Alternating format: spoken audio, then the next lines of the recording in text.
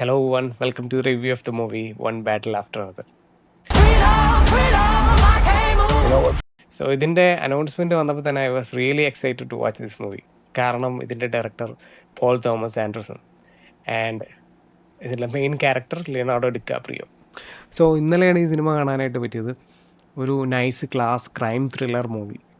It is action packed, dramatic, ഒരുപാട് കിട്ടലും performance, കിട്ടലും characters, പിന്നെ കുറച്ച് ഡാർക്ക് ഹ്യൂമർ, അങ്ങനെ എല്ലാം ചേർന്നിട്ടൊരു നൈസ് ക്രൈം ത്രില്ലർ മൂവി. ഇത് കണ്ടപ്പോഴത്തേക്കും നമ്മൾ 1990s 2000-ലൊക്കെ കണ്ടിട്ടുള്ള ചില ഹോളിവുഡ് മൂവീസിൻ്റെയൊക്കെ ഒരു വൈബായിരുന്നു കിട്ടിയത്. പോൾ തോമസിൻ്റെ എല്ലാ മൂവീസും യുണീക്കാണ്. ആൾ ഓരോ മൂവീസിൻ്റെയും സബ്ജക്റ്റ് മാറ്റർ ഹാൻഡിൽ ചെയ്യുന്ന രീതി, അത് ക്രാഫ്റ്റ് ചെയ്തെടുക്കുന്ന രീതി ഭയങ്കര യുണീക്കാണ്. പക്ഷേ പുള്ളിയുടെ എല്ലാ സിനിമയും നമുക്ക് അങ്ങോട്ട് സെറ്റ് ആവത്തില്ല, എല്ലാം നമുക്ക് ട്രാൻസ്പെറൻ്റ് ആയിട്ട് ഫീൽ ചെയ്യത്തില്ല. ആളുടെ ഞാൻ കണ്ടതിൽ വെച്ചിട്ട് എനിക്ക് ഇഷ്ടപ്പെട്ട മൂവീസ് എന്ന് പറയുന്നത് ഒന്ന് ബൂഗി നൈറ്റ്സ് എന്ന് പറഞ്ഞിട്ടൊരു മൂവിയുണ്ട്, പിന്നെ അതുപോലെ Mongolia and their will be blood. അദ്ദേഹം ചെയ്തിട്ടുള്ളതിൽ വെച്ചിട്ട് ഏറ്റവും വലിയ ഗ്രാൻഡ് സ്കെയിലിൽ ബിഗ് ബഡ്ജറ്റിൽ ചെയ്തേക്കുന്ന മൂവി ഈ വൺ ബാറ്റിൽ ആഫ്റ്റർ അനദറാണ്. പടം അത്യാവശ്യം ലെങ്തിയാണ്, 2.25 മണിക്കൂറോളം ഉണ്ട് ഇതിൻ്റെ ഒരു ഡ്യൂറേഷൻ എന്ന് പറയുന്നത്. പക്ഷേ നമുക്കത് ഫീൽ ചെയ്യത്തില്ല. പടം കണ്ടു കഴിയുമ്പോഴത്തേക്കും നമ്മളൊരു 2 മണിക്കൂർ ലെങ്ത്തുള്ളൊരു പടം കണ്ടൊരു ഫീലാണ്. സിനിമയുടെ ആദ്യത്തെ ഒരു 1 hour ഒരു നൈസ് ഒരു സ്ലോ പേസ്ഡായിട്ടൊക്കെ പോവും, പിന്നെ ഒരു മൊമെൻറ്റം ഉണ്ടാവും. അതിനുശേഷം പിന്നെ അങ്ങോട്ട് ഫുൾ എൻഗേജിങ് ആയിട്ടുള്ളൊരു ഫീലാണ് പടം ഫുൾ അങ്ങോട്ട് തരുന്നത്. ഇതൊരു പൊളിറ്റിക്കലി ചാർജ്ഡ് പടമാണ്.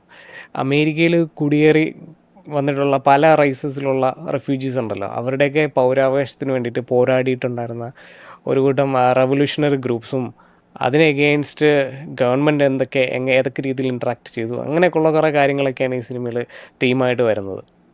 1960-ൻ്റെയൊക്കെ ലാസ്റ്റ് അമേരിക്കയിൽ നടന്നിട്ടുള്ള കുറേ റവല്യൂഷൻസ്, അതിൻ്റെയൊക്കെ ഒരു മോഡൽ ഇപ്പം ഈ ഒരു പ്രസൻറ്റിൽ വരുവാണെങ്കിൽ നെക്സ്റ്റ് യങ്ങർ ജനറേഷനൊക്കെ അതിനോട് എങ്ങനെ റിയാക്ട് ചെയ്യും, അല്ലെങ്കിൽ അതിന് എഗെയിൻസ്റ്റ് അവരെന്തൊക്കെ ആക്ഷൻസാണ് ചെയ്യുന്നത്, അങ്ങനെയൊക്കെയുള്ള കുറേ കാര്യങ്ങളാണ് ഈ സിനിമയിൽ കാണിക്കുന്നത്. സോ പടത്തിൽ ഡിക്കാപ്രിയോയുടെ ക്യാരക്ടറിൻ്റെ പേര് ബോബ് എന്നാണ്. ബോബ് ഫ്രഞ്ച് 75 എന്ന് പറഞ്ഞ ഒരു റവല്യൂഷണറി ഗ്രൂപ്പിൻ്റെ ഭാഗമായിരുന്നു. അതിനകത്ത് ആളുടെ കാമുകയുണ്ട്, പിന്നെ വേറെ കുറേ ആൾക്കാരൊക്കെ ഉണ്ട്. പക്ഷേ അവർ 16 വർഷമായിട്ട് അതിൽ നിന്നൊക്കെ മാറി അണ്ടർ കവറായിട്ടൊക്കെ ജീവിച്ചു പോവുമായിരുന്നു. ഈ ബോബിൻ്റെ ക്യാരക്ടർ നമ്മൾ ബിഗ് ലബോസ്കി എന്ന് പറയുന്ന ഒരു സിനിമയിൽ ഡ്യൂഡ് എന്ന് പറയുന്ന ഒരു ഹൈപ്പർ ഫിക്സേറ്റഡ് ആയിട്ടുള്ളൊരു ക്യാരക്ടർ ഉണ്ടായിരുന്നു. അതേപോലത്തെ ഒരു ടൈപ്പ് ഓഫ് ക്യാരക്ടറാണ് ഈ ബോബിൻ്റെത്. ഫുള്ള് ടൈം വെള്ളം അടിച്ച് സ്റ്റോൺഡായിട്ട് നടക്കുന്നൊരു കഥാപാത്രം. ആളുടെ മകളെ തട്ടിക്കൊണ്ടുപോവുകയും പിന്നെ മകളെ റിക്കവർ ചെയ്യാൻ വേണ്ടിയിട്ട് പഴയ ഫ്രഞ്ച് 75 ടീമുകളെല്ലാം റീയൂണിയൻ ആവുകയും പിന്നെ അവരുടെ കുറേ സ്ട്രഗിൾസും കാര്യങ്ങളൊക്കെയാണ് ഈ സിനിമയിലുള്ളത്.